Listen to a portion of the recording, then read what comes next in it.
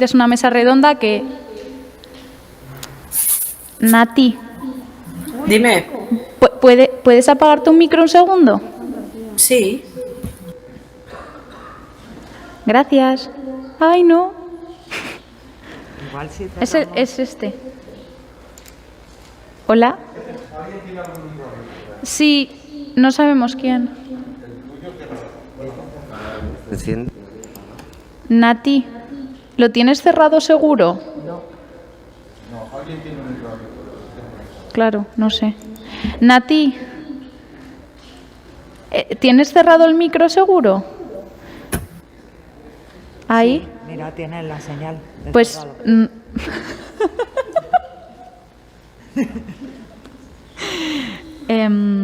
es que se oye doble. Nati, ¿tú lo oyes doble?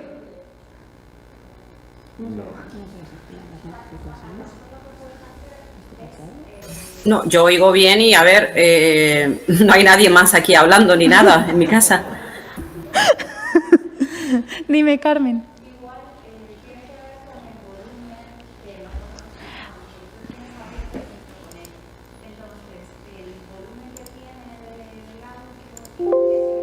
Hola. Mejor, ¿no? Espera, lo bajo un poquito más. ¿Así? Vale, genial.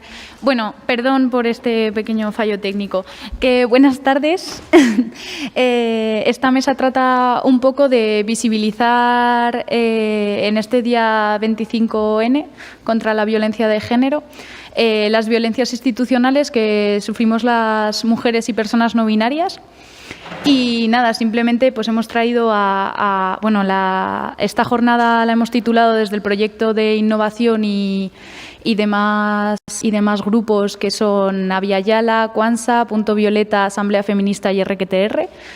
La hemos titulado Una violencia a mil caras, así que hemos traído distintas caras, distintos cuerpos para hablar de una violencia que nos atraviesa a todas y a todes.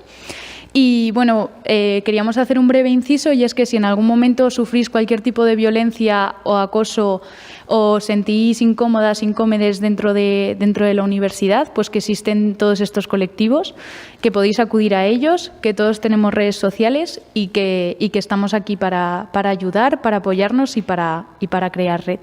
Y bueno, voy a ir presentando a las ponentes según vayan a ir hablando, y en primer lugar va a hablar Elena Casado, que es profesora de esta facultad y que nos va a hablar un poquito de violencias institucionales dentro de la universidad. Gracias. Yo en realidad voy a hablar poquito porque tenemos poquito tiempo y porque creo que el interés es sobre todo escuchar a la gente que viene hoy desde otros lugares. Hace unos meses, en el 8 de marzo, hacíamos en este mismo espacio 2 charlas, una de ellas que era sobre violencia institucional sufrida en primera persona, donde contábamos casos de... Perdón, voy a ponerme el temporizador para controlar aquí como el horno. Le voy diciendo. Guay. Contábamos diferentes situaciones de violencia vividas aquí, de acoso, estudiantes que habían sufrido acoso, trabajadoras que habían sufrido acoso, gente que venimos peleando contra el acoso, que habíamos sufrido a su vez acoso, y os recomiendo muchísimo ver esa mesa, donde ahí está contado con mucho más detalle todo lo que tiene que ver con la violencia institucional. Hubo después otra mesa redonda, está todo en el canal de la facultad, en el YouTube. Otra mesa más en lógica expertas, hablando de cuál era la situación en las universidades. Yo hoy solo voy a apuntar 2 o 3 ideas. Una es en la onda de lo que planteaba Sara. Ahora mismo tenemos en marcha en esta facultad un proyecto piloto, un proyecto de innovación docente, que es eso, cómo construir herramientas y estrategias comunitarias para luchar contra el acoso desde aquí. Ese proyecto responde, ya lo hicimos hace tiempo, hicimos un proyecto similar, que es de donde surgió el Punto Violeta. El Punto Violeta, que es, bueno, pues un grupo de gente que hemos estado acompañando de diferentes maneras a gente que sufría situaciones de acoso. Este nuevo proyecto surgió en parte de nosotros. En campo concreto, para la acoso y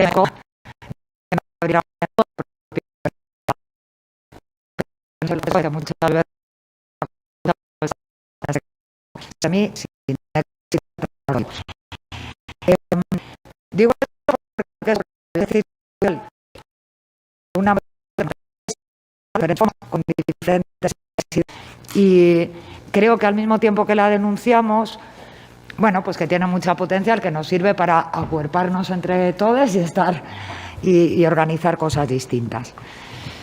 Primera idea que quería rescatar tiene que ver con algo que yo siempre señalo, que es cuando la OMS, la Organización Mundial de la Salud, ya veis que no me voy así a nada muy radical, cuando la OMS habla de violencia, habla de diferentes tipos según su naturaleza, dice.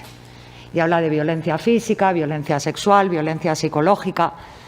Y hay una cuarta categoría que a mí me parece muy potente para pensar, que dice violencia por privaciones y desatención. Es la violencia, por ejemplo, que sufren las personas mayores en las residencias o los menores cuando no son atendidos como corresponde y que afecta a su desarrollo.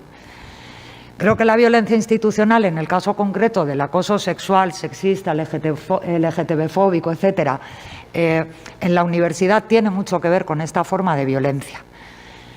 No responder como institución a la violencia que sufren algunas personas en función de las relaciones sexogenéricas es abandonar a la gente a su suerte. Hemos conocido, desgraciadamente, casos de estudiantes que dejan de venir a la universidad, que dejan la carrera, que abandonan una asignatura, que sus notas se ven afectadas.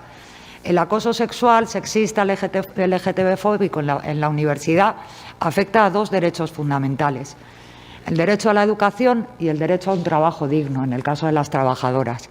Y creo que es importante plantearlo desde ahí. Si no se actúa, esto es violencia.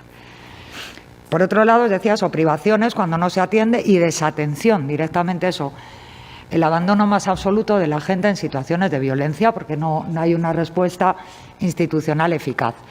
En la encuesta que se hizo en 2018 en la Complutense, del total de gente que decía haber sufrido alguna forma de acoso, de estas que estamos hablando, solo 70 presentaron denuncia. Pero el problema no es que la gente no denuncie, el problema es por qué no denuncia, o sea, es preguntarnos por qué no encontramos las garantías suficientes para hacerlo. De las 70 personas que denunciaron, solo 13 obtuvieron respuesta institucional, alguna, 13 de 70. Y solo 9 decían que la situación había mejorado o había desaparecido. Es decir, en 4 casos había empeorado. Para mí eso es una forma para mí de violencia institucional, en el sentido de eso, de abandono, de desatención y de, por lo tanto, no asegurar a la gente ese derecho básico a la educación o al trabajo en condiciones dignas. Hay otra forma de violencia que quería mencionar, sin enrollarme tampoco mucho, que tiene que ver con la violencia de segundo orden. Este concepto hace referencia a violencia política. Quizá deberíamos llamarlo así, como se hace en otros contextos, ¿no? Como en América Latina o así. Tiene que ver con la violencia que experimentamos las personas que en un momento dado alzamos la voz para defender a otra persona, ¿no? Para denunciar la situación que está sufriendo otra persona. En esta facultad, varias personas están sufriendo directamente difamaciones constantes, acusaciones desde correos falsos de lo más peregrinas, en mi caso la propia actuación institucional. Esa violencia de segundo orden es una manera de meternos miedo colectivamente, de señalar. De eso, como dice Sara Ahmed, si señalas el problema, eres el problema, y entonces muchas veces todo se vuelca contra quien está en ese lugar. ¿Qué genera? Mucho miedo a cualquiera levantar la voz. ¿Cómo me voy a solidarizar con mi compañero cuando le pasa algo en clase? Sí, esto me puede costar a mí también un precio. Creo que es muy importante visibilizar este tipo de violencia política, porque creo que nos jugamos mucho en ella. Aparte de lo que se juega o nos jugamos la gente que estamos ahí, creo que nos jugamos colectivamente oportunidades de futuro y, por lo tanto, también quería plantearlo desde ahí. Vistas las dificultades desde la institución o las pocas ganas, a veces, depende cómo se mire, de actuar frente a formas de violencia que son intrínsecas a la propia institución, a nuestra concepción de la ciencia, de la universidad, ¿no? Luego Tatiana seguro que va algo más por ahí. Creo que nuestra fuerza, y os lo digo desde la experiencia de cuando era estudiante en la Asamblea de Mujeres hasta hoy, que aquí sigo, creo que la experiencia, o sea, que no podemos confiar en que las soluciones nos vengan desde arriba, en nada, y en el feminismo menos, porque nunca las políticas de Estado se hicieron desde el feminismo. Eso no significa que no sigamos, o sea, que no sigamos reivindicando mejores leyes, mejores políticas sociales, por supuesto. Pero sepamos que lo que no hagamos desde abajo no se va a hacer. Lo que no hagamos acuerpándonos juntas, lo que no hagamos colectivamente poniendo en marcha proyectos más o menos modestos, coordinándonos, organizando cosas conjuntas como esta jornada tan estupenda en la facultad, no se hará. De ahí, y con esto casi voy cerrando, hay otra lógica además que también quería señalar, que es muchas veces cuando en la universidad denunciamos cosas, pasa no solo en la universidad, pasa en todas partes, ¿no? Cuando denunciamos cualquier forma de violencia de género, muchas veces se cae en el punitivismo, en señalar al individuo que, oh, qué malo, cómo pudo hacer algo este señor, qué horror. No aceptamos a gente así. Y nos sirve como caricatura. Tenemos al monigote al que señalamos, si es que lo señalamos, porque no siempre lo señalamos tampoco, pero tenemos al monigote. Y muchas veces eso lo que sirve es de cobertura para ocultar la violencia estructural, como el propio funcionamiento, las propias relaciones de poder en la universidad están generando el contexto para que determinadas personas ejerzan violencia. Lo digo también siempre, si las relaciones de género son relaciones de poder, eso significa que ese poder se está usando continuamente. ¿Dónde está la frontera entre el uso y el abuso de poder? No es tan sencillo, porque decimos, vale, violencia, abuso de poder, ya, pero ¿cuánto poder puede usar alguien sin que sea denunciable como abuso? ¿Cómo negociamos esos límites y cómo nos dotamos de estrategias para defendernos colectivamente frente a ello? Para terminar, y por visibilizar también algunas situaciones, yo me siento muy responsable como parte de la institución, yo soy profesora aquí, y creo que cada caso de acoso o de cualquier forma de violencia machista al que no se responde desde la universidad, yo me siento responsable, porque entiendo que es mi responsabilidad responder a eso. Como trabajadora pública, como trabajadora de enseñanza, me siento muy responsable. Y en ese sentido quería acabar dedicándole así parte de la jornada de hoy a quienes habéis acabado alguna vez en el baño con un ataque de ansiedad, porque coincidís con un ex en clase que os hace la vida imposible y sin que se os facilite desde la institución cómo manejar eso. A quienes habéis dejado alguna asignatura por incomodidad con un profesor, porque os daba miedo ir a tutorías, porque os miraba mal, porque un día os tiró los trastos, ligasteis, os enrollasteis, luego la cosa fue mal y ahora vais con miedo. A quienes habéis dejado eso por vergüenza, una asignatura, a quienes habéis tenido que sufrir que vuestras notas bajaran por efecto de la violencia de género sufrida, mientras veíais cómo vuestro agresor seguía teniendo un expediente brillante. Porque yo he acompañado varios casos de esos, entre compañeros, donde las notas de él son fantásticas y ella deja la carrera. A quienes han dejado la universidad y lamentablemente hoy no están en esta sala. Y han dejado la universidad porque nadie les respondía adecuadamente. Y a quienes no nos va a pasar nunca más nada de eso, porque somos mucha gente, estamos juntas y cada vez con más ganas. Así que, como decía Sara, en las redes estamos y a seguir construyendo, que es lo que toca. Gracias.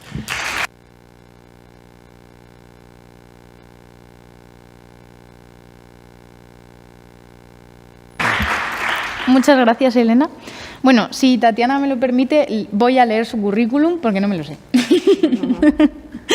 Bueno, Tatiana Romero, egresada de la Universidad Nacional Autónoma de México, ha pasado por varias instituciones educativas europeas como la Universidad Humboldt en Berlín y la Universidad Complutense de Madrid. para concluir que la academia es el espacio colonial de la élite blanca por antonomasia. De formación historiadora, es especialista en historia de las mujeres, las relaciones de género y las disidencias sexogenéricas. Se dedica a la investigación de la represión a las mujeres, los cuerpos feminizados y disidentes bajo las dictaduras del siglo XX. Asimismo, lleva más de una década en el activismo antirracista, transfeminista y recientemente gordo, intentando desde el activismo de base dar sentido al pensar político. Bueno, Tati, esta persona ultra brillante, nos va a hablar de sus cositas. Bueno, pues... porque tengo que encenderlo yo, fíjate, maricón. Vale, muchísimas gracias. Bueno, dar las gracias por la invitación. Bueno, a ver, a mí Sara me dijo que viniera a hablar de violencia institucional médica. Yo un poco tengo que decir de violencia institucional médica por muchos motivos, pero el primero de ellos es porque no tengo seguridad social. Entonces, pues yo te podría contar que a lo largo de mi vida, pues evidentemente he sufrido mucha violencia médica institucional por X o por Z. O sea, ya sea que he llegado con el médico y me ha dicho que yo no tengo asma, sino que soy gorda, o que lo que nos pasa a todas las bolleras, ¿no? Cuando nos preguntan sobre relaciones sexuales, pues nos viene la bronca de por qué no utilizamos método anticonceptivo. Es como, señor, no me está entendiendo. Pero no, en realidad no voy a hablar de eso, voy a hablar de mi libro, que está muy relacionado con algo que a mí me gusta llamar, y que creo que los cuerpos feminizados sufrimos bastante más cuando estamos en la universidad, que es la violencia académica. ¿A qué me refiero con violencia académica? Pues esto me surgió a mí y a otra compañera que también es boyera, doctoranda. No sé si recordarán o se habrán percatado, no me quiero pasar mucho, de que los correos que nos llegaban por parte de la universidad durante la pandemia tenían una cosa distinta a los anteriores. Y era, estimados o estimadas compañeros, compañeras, espero que estéis bien. No sé si se percataron de que esto antes no sucedía. Y de pronto, todos los correos del decanato, de no sé dónde, del departamento, de cualquier sitio, empezaban así. De repente es como que nos hemos dado cuenta de que hay una cosa que se llama cuidados y estamos intentando poner un pañito caliente poniendo una frase que es esperemos que estéis bien. Pero cuando antes se habían preguntado si las alumnas, las docentes, estábamos bien. Pues a mí me parece que nunca, la verdad, ¿no? A partir de ahí, esta compañera y yo empezamos a hacernos muchas preguntas sobre esto y sobre todo como parte de un colectivo que lleva años sufriendo en sus carnes, lo voy a leer, la ausencia de una política de cuidados en el ámbito universitario, estudiantes, mujeres y lesbianas. Yo además me sitúo, soy una investigadora que se identifica como mujer cis, lesbiana, gorda, racializada, migrante y nacida en una excolonia española. Esto lo digo porque me parece importante no solo visibilizarme, sino también situarme, ¿no? Y también siguiendo un poco a Sara Ahmed para intentar hacer teoría desde la piel. No podemos pensar en otra forma que no sea, si estamos en la universidad, no podemos pensar en otra forma que no sea construir conocimiento a partir de ahí, de las historias de vida o de la piel. Por eso me sitúo, ¿no? Bueno, voy a seguir pues. En el 2017, un estudio belga concluía que en comparación con otros grupos laborales con alta formación, quienes estudiaban, yo estoy en un doctorado, quienes estudiaban un doctorado sufrían con mayor frecuencia síntomas de deterioro en su salud mental, estando su salud mental comprometida en el 32% de los casos. Medían, bueno, pues que se sentían infelices, el 40% tenía ansiedad, el 30% estaba deprimido, el 16% se sentía inútil. En el caso de las mujeres, las probabilidades aumentaban un 30% en todos los casos. Esto es muy importante, ¿vale? Entonces, indicaban que las mujeres que realizaban un doctorado tenían un 27% más de probabilidades de sufrir problemas psiquiátricos que los hombres. Problemas psiquiátricos, vamos a ponerlo así, ¿vale? Bien, también apuntaba que las doctorandas son más propensas a sufrir ansiedad y depresión que los doctorandos, con una diferencia de casi 10 puntos. Cabe señalar de paso que según este estudio, un 55% de las personas trans que realizan un doctorado sufre ansiedad y el 57% de las personas trans y no binarias que realizan un doctorado, es decir, más de la mitad, sufre depresión. Esto es violencia. Están ejerciendo o estamos ejerciendo todo el tiempo violencia sobre cuerpos feminizados, sobre cuerpos trans. Me parecía importante traerlo hoy también como un tipo de violencia, ¿no? Sin embargo, estas encuestas están incompletas. ¿Por qué? Porque no conocemos estudios que midan el impacto ni del racismo ni de la heteronorma en la salud mental de las doctorandas, aunque podemos afirmar por experiencia propia su potencial arrasador. Pregunto entonces, ¿qué sucede en las universidades? ¿Qué sucede en la academia y en los espacios en que se supone son los centros de producción del conocimiento, cuando lo que se está produciendo no es conocimiento crítico, sino personas con problemas de salud mental graves? La respuesta, aunque sencilla, no deja de ser terriblemente comprometedora. La academia es un espacio de poder, saber colonial.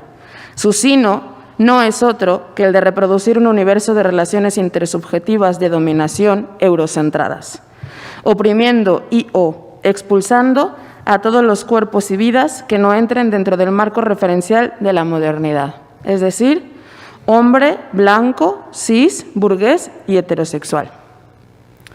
Así, la colonialidad, y relaciono la colonialidad con las violencias machistas, relaciono la colonialidad con las violencias gordófobas, relaciono la colonialidad con las violencias contra las compañeras discas, todo esto, la matriz es una matriz colonial. La colonialidad se reproduce en las aulas de la universidad, en las revistas de alto impacto, en la dotación de contratos y becas oficiales y hasta en los interminables sistemas de puntaje de la ANECA, la Agencia Nacional de Evaluación de Calidad y Acreditación, sobre todo en estos. Todo esto está montado para reproducir las lógicas capitalistas de productividad y de desigualdad académica entre quienes tienen el privilegio desde antes de iniciar una carrera investigadora y quienes empiezan varios puntos en negativo: mujeres, personas racializadas, migrantes y personas trans y no binaria. Si partimos de que la colonialidad es un eje constitutivo del sistema de poder desde el que se produce verdad y del cual nosotras en esta universidad participamos, ¿cómo hacer para revertirlo o por lo menos evidenciarlo? ¿Cómo hacer visible la violencia, tanto epistémica como corporal y material, que se ha ejercido por la imposición colonial? Yo no voy a responder estas preguntas y tampoco me quiero pasar mucho de tiempo, me quedan solo 5 minutos, así que voy a ir concluyendo, voy a ir pasando. Pues como he dicho, las respuestas no las tenemos claras, aunque preguntarnos sea ya parte de avanzar en el camino. Sin embargo, sí que desde un pensar en común nos permitimos, yo me permito aquí, esto es escrito con mi compañera, nos permitimos sugerir algunas posibles estrategias y o necesidades, y me gustaría plantearlas aquí para que todas las pensemos. Reconozcamos que lo académico es político, es decir, que cada decisión que tomamos como investigadoras, como docentes o como estudiantes contribuye a combatir o a reproducir las desigualdades. Como investigadoras, reflexionemos críticamente acerca de qué estudiamos, por qué lo estudiamos, para qué lo estudiamos y con quién lo estudiamos, pero también a quiénes citamos y cómo las citamos. Muchas veces entre nosotras no nos citamos. Citar también es feminista. Si eres docente, pregúntate qué temas decides enseñar en las aulas y cuáles dejas fuera. Pregúntate por los referentes LGTBQI+, feministas, antirracistas, etcétera, que le estás dando o negando al alumnado. Rompamos con la ficción elitista de que hay 2 tipos de conocimiento, el teórico y el práctico, y que hay sujetos cognoscentes, es decir, quienes teorizan, y objetos a estudiar.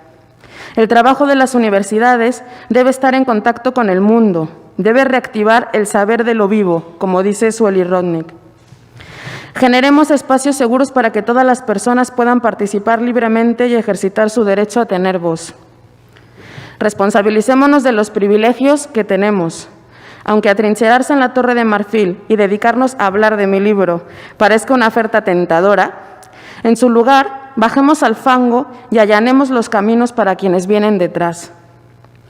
Reconozcamos la labor de las que abrieron camino, reivindiquemos a nuestras maestras, conectemos con esa genealogía que nos precede y que hace que no tengamos que partir de cero cada vez que nos planteamos hacer una investigación feminista en la universidad. Tejamos alianzas con otros departamentos, fomentando así la interdisciplinariedad. Alianzas con esas trabajadoras que ha tenido que llegar una pandemia para que nos diésemos cuenta de que eran esenciales. Alianzas con el alumnado y alianzas con quienes están fuera de la academia. Sumemos la voz a las voces de activistas feministas, LGTBIQ+, antirracistas, memorialistas, para que juntas se nos escuche más y mejor. Pongamos los cuidados y autocuidados en el centro. Es urgente combatir el neoliberalismo que, como explica Yayo Herrero, está en guerra con la vida. Estamos obligadas a subvertir los mitos de la meritocracia y de la productividad infinita y luchar contra el individualismo salvaje que la universidad neoliberal intenta imponernos. Docentes, tutoras y directoras de trabajos académicos como TFGs o tesis doctorales, aceptemos los tiempos, los ritmos y las formas de cada una de las estudiantes. Las estudiantes latinoamericanas escribimos distinto y no tenemos por qué escribir como se escribe aquí. No tenemos por qué utilizar las mismas palabras ni las mismas construcciones, tanto gramaticales como sintácticas.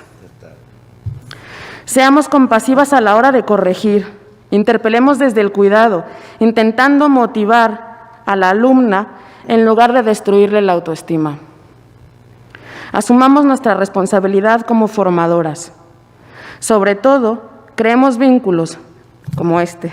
Reunámonos, aunque sea virtualmente.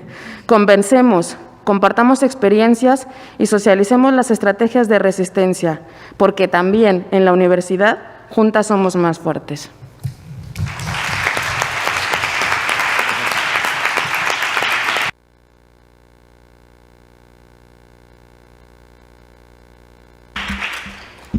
Muchas gracias, Tati. Y bueno, ahora pasamos a que hable Verónica Arauzo, que es una mujer trans, una activista transfeminista y trabajadora sexual, que nos va a hablar un poco de las violencias institucionales desde sus carnes. Así que pasamos a ti. Muchas gracias. Vale, primero, muchas gracias por traerme. He reducido muchísimo mi carta de presentación porque creo que no es importante. Si queréis saber quién soy, ponéis en Google Verónica Arauzo y ahí tenéis info para repartir. Centrémonos en el punto. Una de las cosas que quiero visibilizar es el cambio a nivel académico que se ha dado en tanto a que cuando yo empecé a ejercer como trabajadora sexual y a vivir mi libre identidad en el año 89, con 14 para 15 años, un sujeto como yo en la universidad no podía exponer. Esto es un cambio generacional y de cómo entender y educar que se ha pujado por vosotras y por vosotros, estudiantes, que habéis dicho, basta ya de traerme la académica que me repite lo que sea, tráeme a la disca, tráeme a la migra, tráeme a la puta, tráeme a la travesti. Quiero entender qué es lo que dicen. Luego podemos regurgitar con esa filosofía de los viajes de Gulliver, la puta, esa historia donde realmente al final se destruye toda la esencia nata y termina regurgitada por la academia y crea una confusión ilógica que destruye en los movimientos base. Entonces, primero, seguir luchando por esto para que siga continuando y, por otro lado, yo me atraviesa cual X de hombres G, los X-Men. Claro, soy trans y soy puta. Hay dos realidades acá que atraviesa. ¿Cómo hablar en tan poco tiempo de algo? Espero que esto genere un poco de interés para que después, en el poco tiempo que vamos a tener de debate, podamos ir a algún lugar donde nos hagamos una redondel y donde podamos hablar cara a cara. Aprovechéis de tener una persona trans, una persona puta, una persona racializada, una profe, gente con la que podéis debatir cara a cara, pedirle a vuestros colegas que os pasen los apuntes y sacrificar una hora.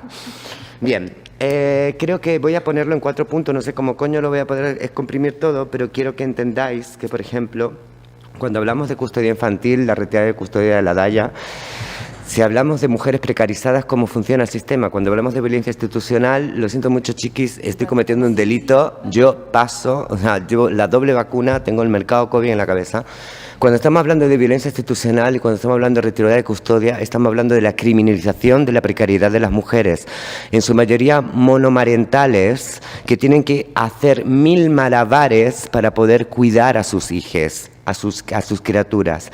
Entonces hablemos de cómo puede ser que le hemos quitado la custodia a esta mujer porque esta mujer no demuestra una alta capacidad económica, porque tiene que dejar a su criatura sola, porque tiene que ir a buscarse la vida, porque la luz es la que van a cortar, porque el agua se la van a cortar, porque no tiene nada en la nevera, por eso le retiramos la custodia de este menor. Entonces, ¿qué pasa cuando exigimos que tengan una clase burguesa para volver a tener la potestad de custodia de su hija? ¿Qué pasa cuando tiene que tener, en el caso de 2 o 3 hijos, tener 2 o 3, una habitación para cada hijo, cuando la mayoría nos hemos criado en habitaciones colectivizadas con nuestros hermanos, cuando nuestras madres y nuestros padres se largaban de casa y tenemos que cuidarnos entre nosotras, y todavía esto existe y sigue siendo así? Entonces, ¿cómo un sistema creado con la buena vanidad, cual energía nuclear, termina siendo una bomba atómica? Como un sistema creado para proteger al menor termina siendo una mercantilización del mismo, y si hay una industria creada para secuestrar a estos menores y ganar un promedio de 4.000 euros por año, más 9.000 euros que le da la Comunidad Económica Europea para poder mantener a este volumen de menores. Comprendamos que este tipo de instituciones se basan en porcentajes. Cuanta más peña tengo, más pasta recibo. Y necesito perpetuar esta problemática, porque la historia no es ni Asia ni Eurostasia, sino es perpetuación de la misma. Es mantener el problema siempre constante para que ciertos cerebros formados en academias puedan sacarle usufructo a su formación académica. En este aspecto también tendríamos, por ejemplo, hablar del segundo punto, que sería trabajo sexual, sanidad y derechos sociales. La exclusión que la mayoría de mis compañeras sufren al trato ético y correcto de la sanidad. En cuanto una trabajadora sexual se manifiesta como trabajadora sexual, automáticamente el equipo médico ya no está preocupado en la salud general del sujeto, sino en la vagina o el ano o cualquier tipo de enfermedad de transmisión sexual que pueda esta persona virulenta contagiar hacia otras personas.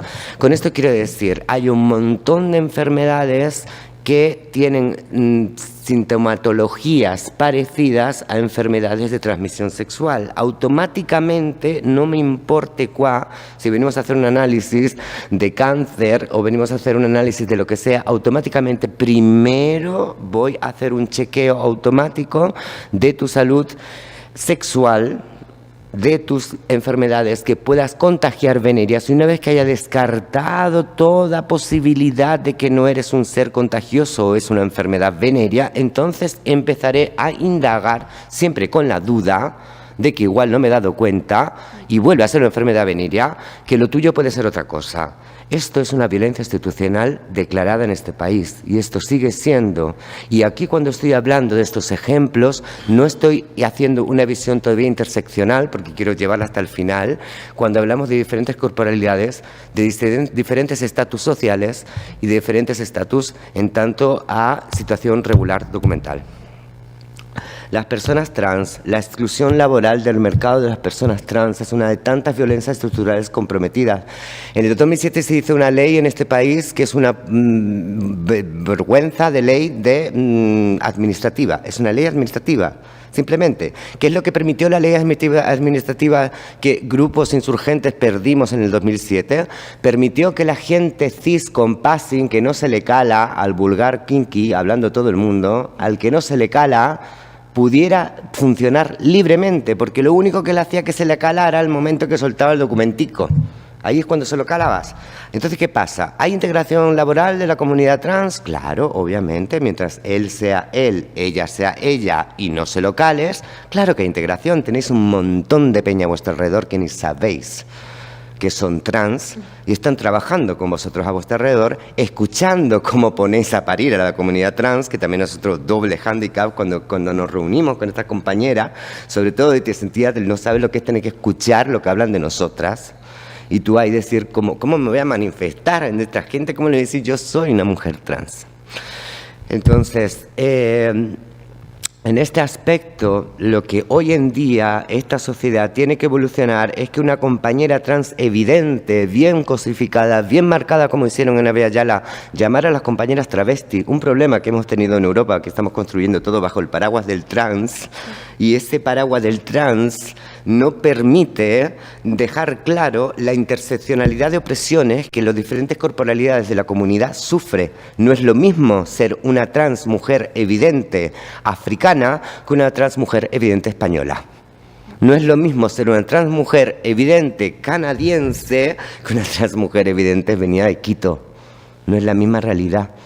Y se interpela de diferente manera porque esta comunidad sigue siendo colonial. Entonces, desarrollaré los puntos en un final. Quiero luego terminar con la ley de extranjería porque creo que aparte que Nat le va a dar bien de caña en este aspecto, la interseccionalidad de las opresiones de la mayoría de este colectivo tiene una fácil solución y una simple y amplia solución. Entonces, no sé cuánto tiempo... ¿Tú me controlas el time? Estoy en ello. Es que, vale, tú estás, ¿no? Vale, Juan. La retirada de custodia materna por parte del Estado para familias monomarentales mayoritariamente es una herramienta de penalización de la precariedad en la que muchas de estas mujeres se ven abocadas por parte del Estado. Es el Estado quien, aprovechando una circunstancia, ya sea por una denuncia de violencia, ya sea por una denuncia X o simplemente por una vecina que no te aguanta y te ha montado una denuncia, quien empieza a interactuar con una violencia que está comprendida en otro tipo de violencia siempre y cuando haya una relación sentimental por en medio. Comprendemos la violencia económica, comprendemos cuál es la violencia económica, cómo podemos entender que un tipo puede ejercer violencia económica o una tipa hacia un tipo en una relación sentimental y no comprender lo que significa de violencia económica hacia una mujer precaria, el que te quiten tus hijos en esta circunstancia. Cuando hablamos en esto y mentamos también a las personas trabajadoras sexuales, estamos hablando en su mayoría de mujeres cis trabajadoras sexuales, muchas de ellas en situación irregular, donde además tienen una doble problemática a la hora de interpelar con la DAIA, porque pueden terminar realmente encerradas en un CIE y expulsadas en muchos de los casos. La problemática que se encuentra en estos hijes según la ley de extranjería, que la ley de extranjería o la ley del menor es siempre y cuando tengas papel europeo. No me existe la ley del menor. La ley del menor no existe para las personas extracomunitarias, ni como pasa, por eso estamos pidiendo la ley trans, que la persona migra también tenga derechos. Lo mismo también nos está pasando con los menores trans, que no se les están reconociendo los derechos y en otros lados sí se les está reconociendo esos derechos a los menores. Pero el vértice de la situación regular documental es trascendental para entender la diferencia política social en la que vivimos. Nosotras nos podemos permitir hasta ser putas anarquistas. Nos podemos permitir lo que sea, porque toda esta sala en su puta mayoría tiene un DNI que le permite ser lo que su fantasía le dé. Entonces, cuando estamos hablando de sujetos políticos que no tienen esa capacidad legislativa porque el sistema les excluye poner extranjería, estamos hablando de una falta de equidad, ya no de igualdad, sino de equidad, si hacemos una visión proletariada de entender cómo debería de construirse una sociedad. No existe bajo la legislación española, por lo menos desde la transición, ninguna retirada de custodia por ser trabajadora sexual, mas sí existe, y así está constatado por muchas mujeres trabajadoras sexuales que lo denuncian, cogida de la mano con muchas mujeres precarias que lo denuncian, la doble moral a la hora de analizar la custodia de una trabajadora sexual. El hecho de que una trabajadora sexual en un juicio sepamos que es trabajadora sexual y precaria, porque si eres una forrada, la punto de vista social es completamente distinto. A mí no me importa que vos seas lo que seas si estás cargada en el dólar, pero si eres precaria, si tienes que arrastrarte por un sueldo base, si te estás yendo a trabajar para llenar la cancha de comida, para llenar la nevera, para pagar la luz y el agua y el gas, que es lo que hace la inmensa mayoría de ustedes y la inmensa mayoría de las trabajadoras sexuales en este país, automáticamente el sistema las denigra y las marca. Hay una norma no inscrita debajo, subversiva, donde una mujer trabajadora sexual es múltiplemente criminalizada a la hora de la retirada de custodia, cuando para el colmo también es precarizada. Cuando hablamos de trabajo sexual, sanidad y derechos. En esto, como ya he hecho una pequeña entrada en relación a sanidad, hay muchos más aspectos también. Esto nos pasa, a mí por ejemplo, les puedo dar un dato personal rápido. He tenido analíticas donde de pronto pues como cuerpo con un pene, al hacer analítica, Dios mío, 5 minutos pues no se va a llegar, al hacer analítica yo he dicho que bueno, yo tengo prácticas activas también con mis ejercicios laborales, y entonces ha generado como una trombosis y automáticamente se me hacían pruebas que no se me hacían porque daban por hecho que al ser una mujer trans soy heterosexual y pasiva. Entonces todo era centrado en el ojete, toda la transmisión. Entonces también este tipo de violencias, de exclusión que sufren las compañeras, instituciones gubernamentales que automáticamente niegan el derecho de gerencia y la voz de un montón de gente que se dedica al trabajo sexual. La denigración de ello es una de las mayores violencias estructurales, el no permitir que haya un diálogo, el entender el porqué de esta circunstancia es una violencia estructural sistemática, bestial. Os voy a reducir toda la presentación porque realmente al final estas realidades y su interseccionalidad con la ley de extranjería. Esta es la mayor violencia institucional contra la especie humana y se llama Ley de Extranjería. El clasismo en esta ley demuestra los estatus sociales que nacionalidad de los estatus sociales que nacional e internacionalmente los países construyen y comprenden con los diferentes derechos basados por el poder económico. Según tu capacidad económica, es que es así de claro. Puedes venirme de cualquier país, pero si te compras una casa de 1 millón de euros, tienes automáticamente casi la residencia hecha. Pero si no, no. Esta ley sustenta las redadas por perfil étnico. No se va a buscar señoritos blancos a ver si se resulta que son rumanos o son rusos o de donde sea. Se va a buscar a la comunidad racializada sistemáticamente y pueden hacerlo porque hay una ley de extranjería que lo permite y que además lo insta a que pitbull fascistas que se han metido en la pasma porque es la única manera de sentirse de una manera útil en su puta mentalidad, utilicen esto para saciar sus ansias y su rabia contra etnias de otros lugares. La explotación de estos cuerpos por el sistema capitalista y en especial por el sistema capitalista con una idiosincrasia específica como es la española permite que mínimo durante 3 años estos cuerpos estén exentos y obligados a estar supeditados a un patrón, a una patrona española, sabiendo ese patrón y esa patrona que para la renovación de ese contrato de cada año tienes que estar currando. Así que evidentemente vas a ser mucho más complaciente que cualquier otro españolito o con pasaporte o con nacionalidad que esté trabajando. La masificación de esa explotación basada en la exclusión en derechos sociales es la máxima expresión de la perpetuación colonial por parte de un país que se forjó en el auspicio de la explotación de Abya Yala. Y eso hoy en día sigue constantemente perpetuándose. Hay muchos aspectos más que me gustaría, pero la mesa no lo permite, el time que nos han recortado no lo permite, y me gustaría muchísimo que pudiéramos desarrollar diferentes aspectos en un debate posterior, tranquilamente, fumando un piti o tomando café, aquí en el parque, monísimamente. Muchas gracias por vuestro tiempo.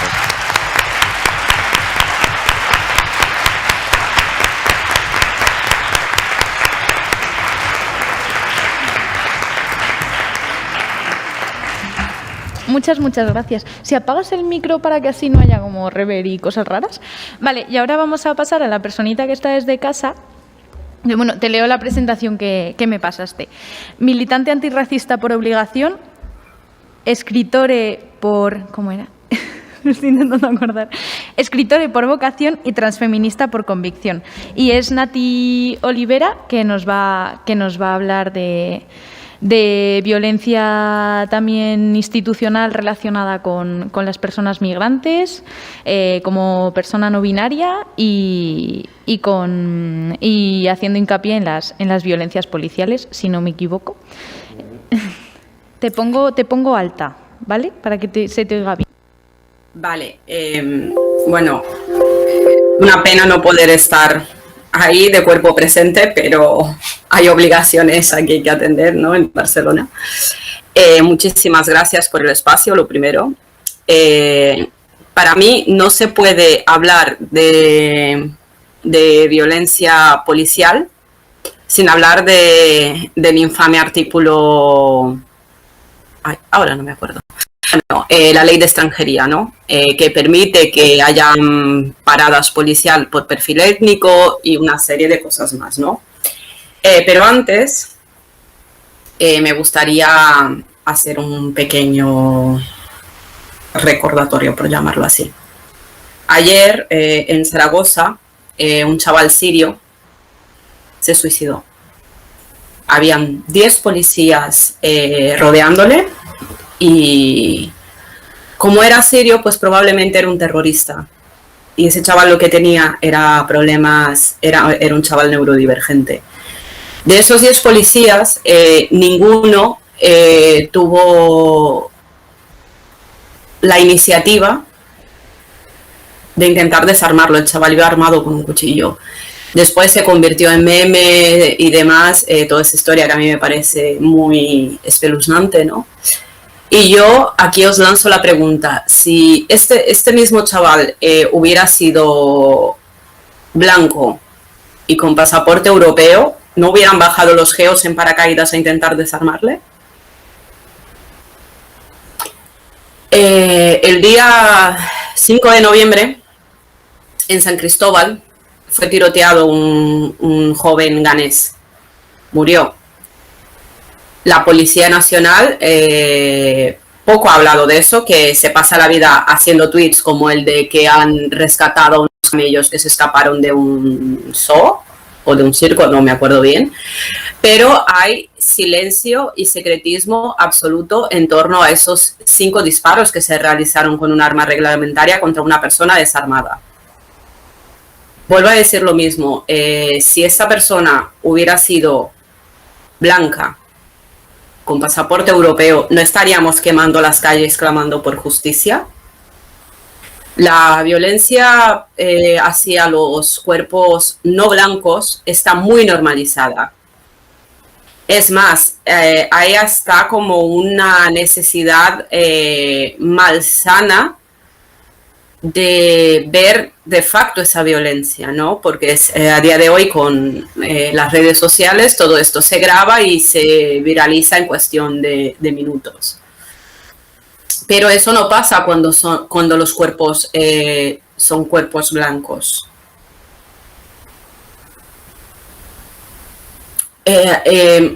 La pregunta no es para que nadie me conteste, sino para llevaros a la reflexión de hacia qué cuerpos se permite la brutalidad policial. Aquí en Barcelona, bueno, en Cataluña en general, cuando Pablo Hasél iba a ser preso, ¿no?, por el tema de la libertad de expresión, se quemaron contenedores, bueno, una serie de protestos. Poco se habló de cuando se tomó una comisaría en un pueblo de aquí, había una mujer migrante que estaba denunciando y se llevó una paliza de los mismos manifestantes. ¿No es violencia igual? Hablar de violencia policial para mí también es hablar de que las comisarías no son espacios seguros para las personas migrantes. Eso parece de cajón, pero ni siquiera es un espacio seguro para ir a presentar una denuncia cuando somos víctimas de un delito, ¿no? Si no estás en situación administrativa regular al día con la ley de extranjería, eso puede implicar a que seas identificado, o sea, a que se te abra incluso un expediente de expulsión cuando tú eres la víctima de un delito, como puede ser un robo, como puede ser una agresión de cualquier tipo y demás, ¿no? para mí tampoco se puede hablar de violencia policial sin hablar de los infames centros de internamiento de extranjeros. Ahí en Madrid tenéis uno en Aluche, ¿no? Aparte de que se ha tercerizado mucho la gestión de estos centros, a diferencia de las cárceles normales, no tienen que rendir cuentas a nadie y está rodeado de una opacidad tremenda, y raro es el año que no hay al menos una muerte en extrañas circunstancias en estos lugares, ¿no? Tenemos el caso de Samba Martínez, que murió precisamente allí en Madrid, Aluche, hace, no sé si ahora 3 o 4 años, después de haber estado 3 días pidiendo médico de una enfermedad fácilmente tratable con antibióticos. Está el más reciente, ¿no?, de Marouane, un chaval que se suicidó supuestamente con 24 años en una celda de aislamiento en el 2019, después casualmente de denunciar una paliza. Y lo que pasa, o sea, la Policía Nacional lo que hace ahí dentro es espeluznante. Ya no solo hablando de malos tratos físicos, hay malos tratos verbales, hay trato vejatorio sistemático, y toda la sociedad, todos vosotros que me estáis viendo ahora, no exigís su cierre. No entiendo por qué. Son centros que además cuestan una millonada al año, y como no os afecta lo más mínimo, que sigan ahí. Estoy generalizando mucho con eso de que no exigís el cierre, lo sé. Y no me vengáis a decir que yo soy antirracista. No estoy hablando de personas concretas, estoy hablando de la sociedad como un todo. ¿Vale? Estoy hablando de la sociedad como un todo. No puede ser que por una falta administrativa a una persona se la pueda privar de libertad, se la pueda deportar a un país donde su vida en muchos casos peligra, tanto por disidencia política como por disidencia sexual o por otros motivos X, y que no pase nada. Que oye, Ryanair durante muchos años ha fletado aviones para deportaciones, pero claro, como sus vuelos son muy baratos, sigamos apoyando a Ryanair. Barrios de Barcelona, ¿no?, como puede ser el Raval, que es un barrio bastante empobrecido y bastante precarizado, con una gran cantidad de población migrante. El barrio de San Francisco en Bilbao, que más o menos la situación es igual, cuentan con una fuerte presencia policial, pero que su mayor tarea es identificar a las personas, a ver si están en situación regular o irregular, a ver si tienen órdenes de expulsión por una falta administrativa, más que prevenir delitos. O sea, la policía no previene delitos y el sistema, esta no es la cuestión, ¿no? Se hacen unas batidas por perfil étnico. Esto quiere decir que se va a parar a personas con rasgos árabes o del norte de África, se va a parar a personas negras, se va a parar a personas con rasgos indígenas. A eso me refiero con perfilación étnica. Aquí en Cataluña incluso un mando de la policía autonómica, que son los Mossos d'Esquadra, ha llegado a reconocer públicamente que hay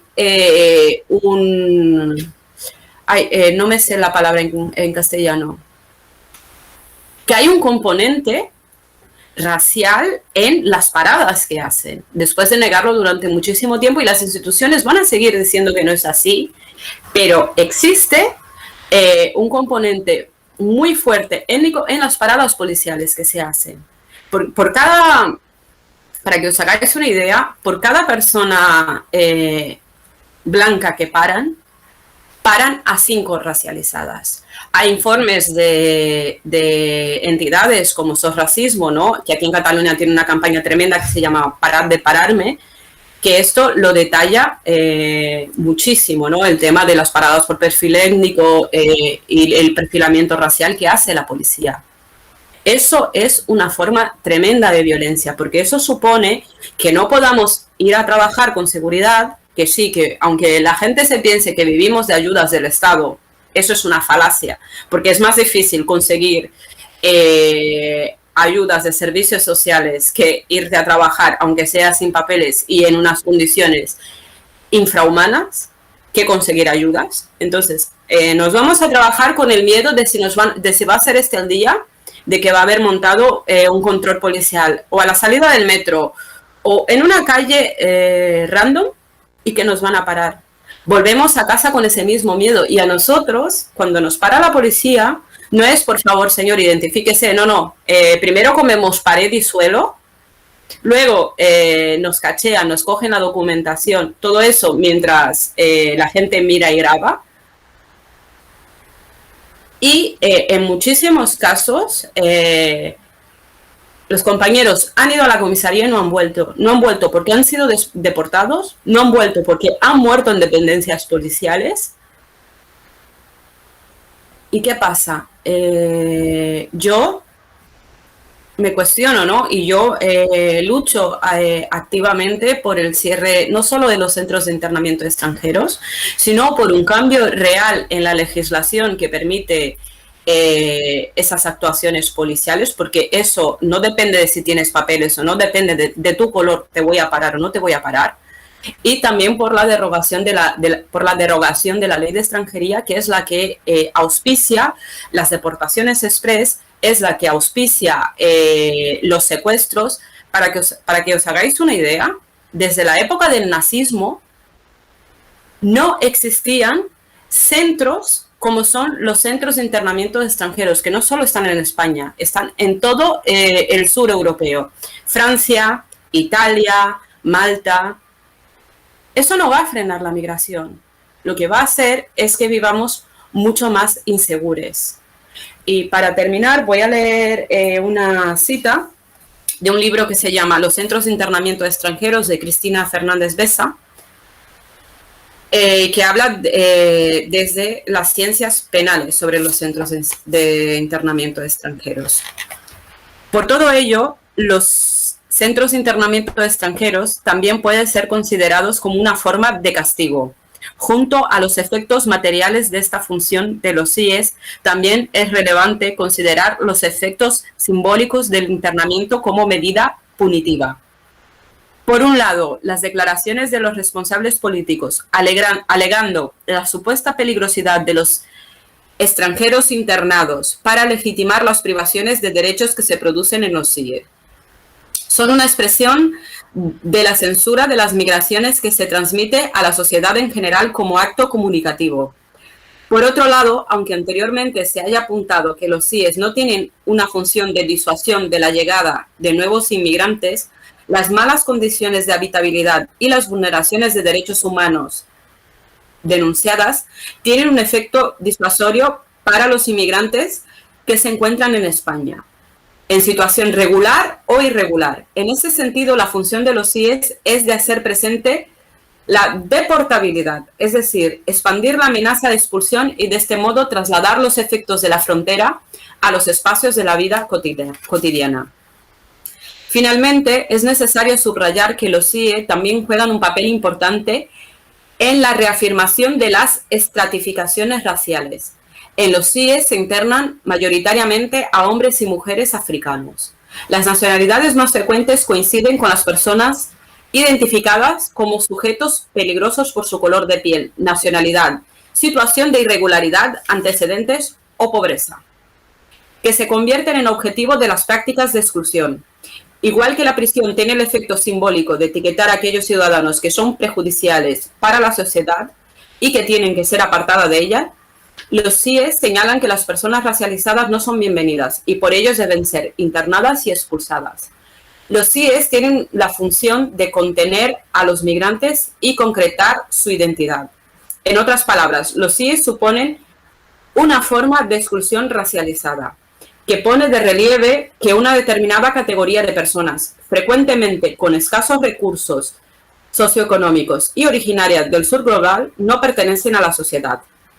Las vulneraciones de derechos que se producen en los CIE son una manifestación de la pretendida universalidad de que la pretendida universalidad de los derechos humanos opera de forma selectiva, dejando fuera a gran parte de las personas no occidentales, racializadas mediante el cruce de las fronteras desde el sur al norte global. Yo espero que esta intervención no caiga en saco roto y que no solo luchemos contra la violencia institucional, la violencia médica, la violencia académica, sino que luchemos efectivamente contra la violencia que supone la ley de extranjería, contra la brutalidad policial y pidamos activamente el cierre de estos centros.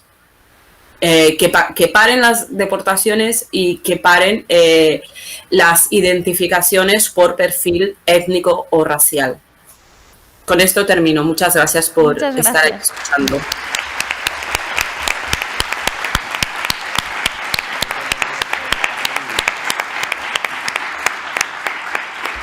Bueno, muchísimas gracias, Nati. Y ahora vamos a pasar a la intervención de Natalia, que quiere, que consiste en visibilizar la situación de una amiga suya llamada Loredana y bueno, que nos cuente Natalia un poco más. Muchas gracias, Nati.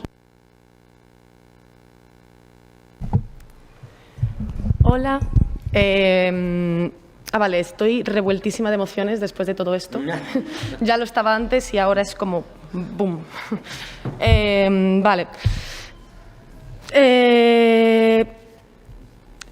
Loredana es una amiga mía desde el instituto que ha sido condenada a... ¿Me puedo bajar esto? Sí.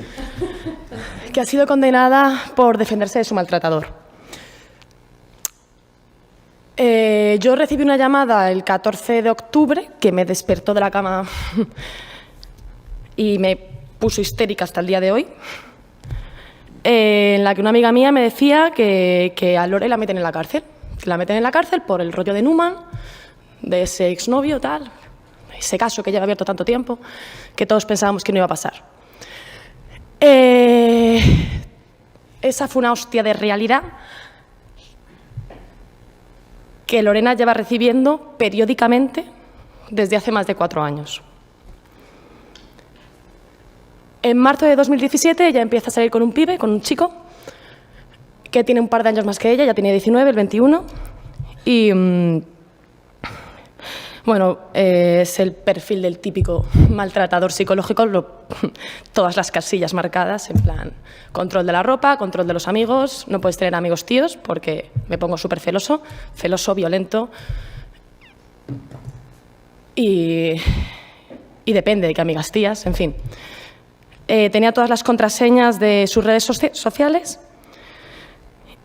Y, bueno, Lorena decide dejarle el 2 de septiembre. Hay 2 fechas importantes durante todo el proceso judicial, que son el 2 de septiembre de 2017 y el 8 de septiembre de 2017. El día 1 de septiembre, esto en realidad me puedo equivocar en algún detalle, que está todo en artículos bastante más detallado y alargado y entrando bastante más en detalles de la historia. Así que quizás se me vaya con alguna cosa. El 1 de septiembre, Lorena deja a este chico y Loredana es el nombre completo. Y este tío ve en Facebook que ella ha desbloqueado a su exnovio. Él vive en el centro de Madrid y va a la casa de ella, que está en Alcorcón, y le propina una paliza con su madre en la casa. Le tira las cosas por la ventana y, en fin, paliza. Ella va a denunciar con un parte de lesiones y se persona en los juzgados para pedir una orden de alejamiento, a lo que, ante la evidencia de la paliza, una tía que trabaja ahí, que aquí empieza la revictimización y otra vez el maltrato, pero en vez de por parte del tío, ahora por parte de la institución, le dice que, bueno, que ella vive en Alcorcón, que para qué va a acercarse al centro de Madrid. Si es que no tiene necesidad, que cambie de vida, que cambie de curro, no pasa nada, o sea... A pesar de este consejo, ella decide presentar la orden de alejamiento ante las evidencias y presentar la denuncia y el juicio sería después de 3 semanas, creo que es. 6 días más tarde, el día 8 de septiembre, ella sale del trabajo, que trabaja en el centro de Madrid, y se encuentra con este tío que se llama Numan, con el que ya había cortado, y tienen una discusión que acaba en que él comienza a pegarla, la tira al suelo, la está agrediendo, y ella desde el suelo coge un cristal roto, lo primero que pilla. Primero el tío se ríe de ella, y la sigue pegando, y ella, para defenderse, le da con el cristal y le hace una rajita de 2 centímetros. Pero como es una herida abierta, viene el SAMUR, viene la policía. El SAMUR le toma parte de lesiones a él, a ella no tiene ningún tipo de asistencia médica y se la manda directamente a comisaría. No se le informa en ningún momento, ni el abogado de oficio de aquel momento, ni el SAMUR, ni nadie, de lo importante que es un parte de lesiones en ese caso. Ambos deciden no testificar aquel día en un juicio rápido, que se hace esa misma madrugada, y ella, para olvidarse de todo, olvidarse de él y no volverle a ver la puta cara, a los días decide retirar la denuncia del 2 de septiembre, para olvidarse de él. ¿Qué pasa? Que, bueno, cuando es el juicio del 2 de septiembre, ella decide retirar la denuncia. El juez, esto hay citas literales en unos cuantos artículos, el de Clark Campoamor o Izquierda Digital, en el que dice textualmente el juez que hay evidencias de maltrato, en fin, no hace falta que dé demasiados detalles de eso, es bastante evidente.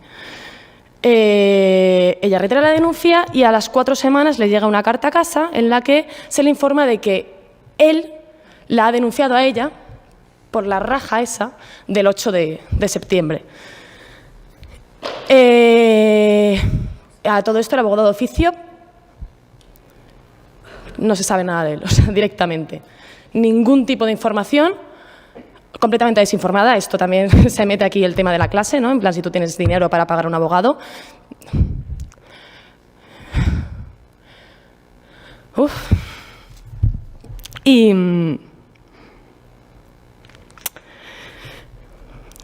Uf, me agobio.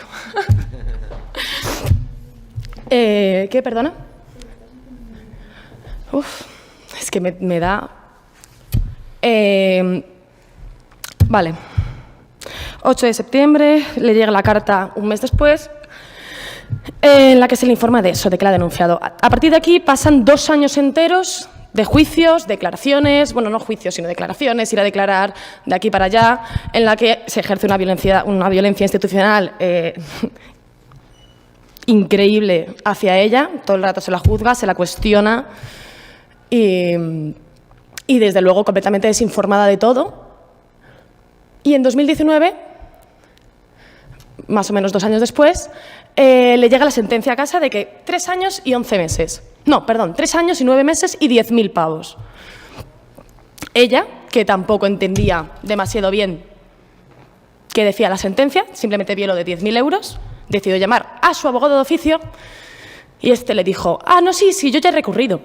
O sea, sin consultarla ni nada, sin presentar ninguna prueba. O sea, la única prueba que se tuvo en cuenta durante todo el proceso fue la rajita del pibe. No se tuvo en cuenta que fue una agresión machista que viene de una relación de maltrato, tanto psicológico como físico. No se tiene en cuenta partes de lesiones, partes psicológicos de Loredana. No se tiene nada más en cuenta que esa puta raja. Porque es una herida abierta. Bueno, ella decide en ese momento contratar a un abogado de pago que cuando él recurre, cuando deciden recurrir juntos, las nuevas pruebas que presentan ya no son válidas porque no se han dado desde el principio. O sea que el abogado de oficio la cagó otro nivel.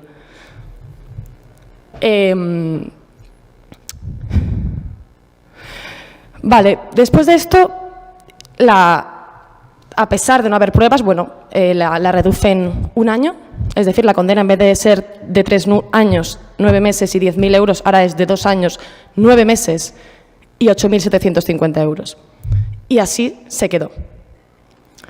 Ese día que yo recibí la llamada, el 14 de octubre, hace 1 mes y medio, me decía mi amiga que Loredana iba a entrar a la cárcel al día siguiente. Ella había presentado el indulto, la petición del indulto, que es encima que la perdonen, o sea, ya ni siquiera es que le juzguen a él, sino que a ella la perdonen. Y mientras dura el indulto, que puede durar hasta 1 año, la suspensión de condena. Porque, claro, como es una criminal, no puede estar en la calle. Una persona que, además, no tiene ningún tipo de antecedente, estudia y trabaja. Y vive sola. Bueno, independiente.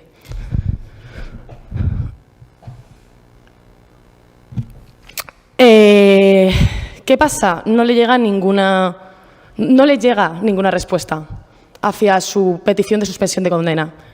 No le llega ninguna respuesta, tampoco van a su casa a llevársela, ni búsqueda, ni captura, ni nada. O sea, se quedó en parón, en stand-by, a la espera. Loredana sigue a la espera. Ahora mismo, 1 mes y medio después, a la espera. O sea, vive a la espera, vida paralizada, estudios paralizados, trabajo paralizado, todo paralizado. No sabe si mañana, si esta noche, viene la policía a su casa, la coge y se la lleva. Con todo el derecho del mundo porque está ya la sentencia dictada. Luego, para intentar que alguien te ayude, para intentar que alguien te escuche, para intentar que alguien te explique qué coño está pasando, intentas llamar a cualquier número de teléfono, 016, que si el Ministerio de Igualdad, que si un montón de números de mierda de Internet, de por ahí, de donde sea, y, no puedo hacer nada. Bueno, intenta llamar aquí. Pero vamos a ver cómo nadie sabe nada. ¿Y a quién se lo cuento? ¿Y a quién se lo digo? ¿Y a quién recurro? ¿Y a quién...? Y esto es un claro ejemplo de cómo se necesita un tejido social, como decían las compas, que actúe desde abajo, que es la única ayuda que está recibiendo Loredana realmente, desde abajo.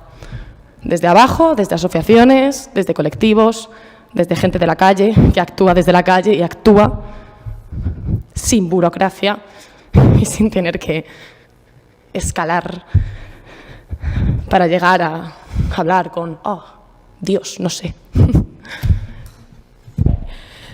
Y bueno, termino diciendo que la institución judicial está hecha para todos, con la O, protege a todos y habla en nombre de todos. Pero, ¿quién entra dentro de ese puto masculino genérico? Con esto termino.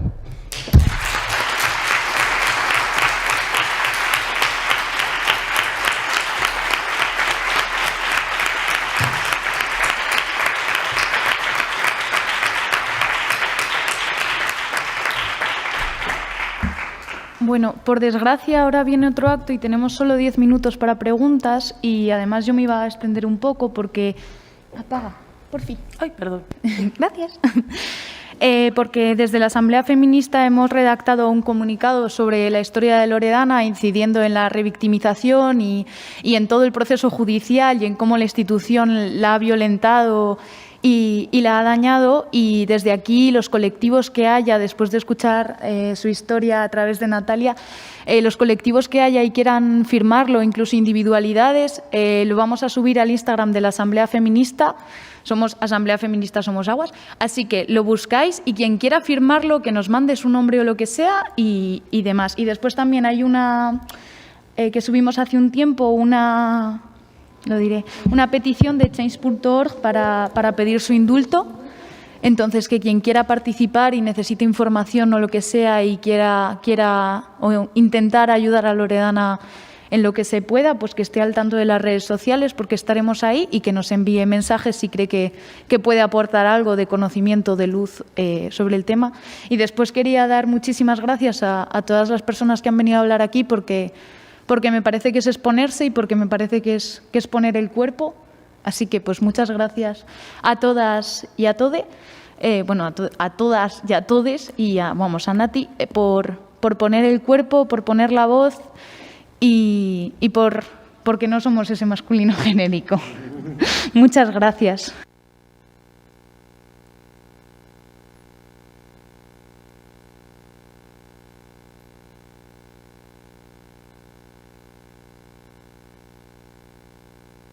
Bueno, y si alguien quiere así, pregunta súper express rápida, y si no, después vamos a tomarnos un café a la máquina, nos quedamos en el hall o vamos a donde haga falta para si alguien quiere hablar más. No sé si alguien tiene una pregunta, una intervención o algo que decir, que tenemos 10 minutitos.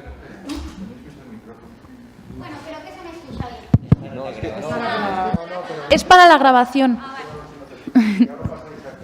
Vale, muchas gracias. Vale, muchas gracias por todas esas realidades tan abruptas, ¿no? Tan duras. Y quería preguntar, cómo hacemos, o desde el 8M en Madrid, cómo hacemos para llegar al apoyo a las madres también prostitutas y también al cierre de los CIES, que también me parece que es importante, ¿no? Aparte de la historia de la combi, ¿no? O sea, que ¿cómo hacemos para apoyar? Vale, Nati quiere contestar porque ha levantado la manita, así que Nati, adelante, cuando quieras, estás... A ver, yo voy a contestar por el tema de apoyo a los cierres de los CIES. En Madrid está la plataforma CIES No Madrid. En Twitter, Instagram y demás, poneros en contacto con ellos, que ahí, o sea, porque no sirve de nada que yo os pase información de Barcelona si estáis en Madrid, ¿no? También entiendo que están las compas, la red de migradas, que siempre están haciendo bastante activismo, no solo en ese tema, sino de apoyo a las mamás migrantes en situaciones o en riesgo de exclusión social, que es Red Migradas en Twitter, y que ahí es la manera más fácil que podéis de contactar. Repito, CIES No Madrid en Twitter y Red Migradas también en Twitter, que es apoyo a mamás en situaciones de vulnerabilidad. El tema creo que de las prostitutas lo puede contestar mejor Vero. Vale, en el tema de prostitución la única manera de poder solucionar todo esto es contar con las diferentes sentires de trabajadoras sexuales que nos denominamos pro derecho, negociar con nosotras para construir un camino de reconocimiento del ejercicio que demuestre qué es una prostitución voluntaria y qué es una prostitución forzada. Mientras sigamos subsistiendo y permaneciendo en una ambigüedad de no entender, la DAIA podrá seguir utilizándonos, los médicos seguirán poder ir pasando, las compañeras trans seguirán produciendo fondos económicos como siguen produciendo fondos económicos las compañeras trabajadoras sexuales que quieren dejarlo o que han sido víctimas de trata. Yo es que cuando hablamos de víctimas de trata y de prostitución forzada, para mí no es mi ejercicio, no tiene que ver conmigo. Entonces, volviendo al marco que tenemos que ver conmigo, hay un montón de compañeras que quieren cambiar de modo económico y que como no hay un sistema que reconoce el derecho de las compañeras a reconocerse como ejercicio, el Ministerio de Empleo se pasa y manda a entidades X, que no voy a nombrarlas ahora mismo, a que generen cursos de ganchillo para que las compañeras se sigan reenganchando una y otra vez, una y otra vez, una y otra vez. O que generen cursos como ALBA, Proyecto ALBA, subvencionado por la FELG, que lo que está consiguiendo, esto ya es una violencia extrema, es que el Ministerio de Trabajo derive a las personas trans a Proyecto ALBA para suplir las funciones del Ministerio de Trabajo, lo cual quiere decir que sin haberse aprobado una ley trans y bajo la ley de 2007, el Ministerio de Trabajo solamente se preocupa de personas cis. Las personas trans tienen que pasar por otro sistema o trans que no se les cale. Esto es una violencia estructural. Entonces, la única manera de cambiar con todo esto es reconocer, hablar con los diferentes sentires de trabajadoras sexuales y reconocer una vía pro derecho que diferencie, delimite y clarifique qué es un ejercicio voluntario y qué es un ejercicio forzado. No. Pues creo que tenemos tiempo para una pregunta más. Dai. Si alguien quiere, bueno, pregunta, sentir, O sea, no hace falta preguntar nada. ¿Os vais a venir alguien a debatir luego a algún lado? Sin vergüenza, sí, algo más unitario, no tan yo aquí pija, vosotras ahí plebeyas. Bueno, ya que estoy aquí, nada, quería agradecer a todas y a todos por estar aquí. Esto nació el viernes pasado, nos reunimos 5 de las diferentes asocis y agradecer a todas por apañar y por poner su tiempo y su energía en esto. Y creo que es la importancia del 25 de noviembre de nombrar todos los tipos de violencia que podemos sufrir desde la academia, en la calle y en todos los espacios, y creo que venimos para quedarnos, así que ánimo, y hoy es un día más, pero acá estamos todos los días nombrándonos y exigiendo que cambie un poquito, así que muchísimas gracias. Muchas gracias.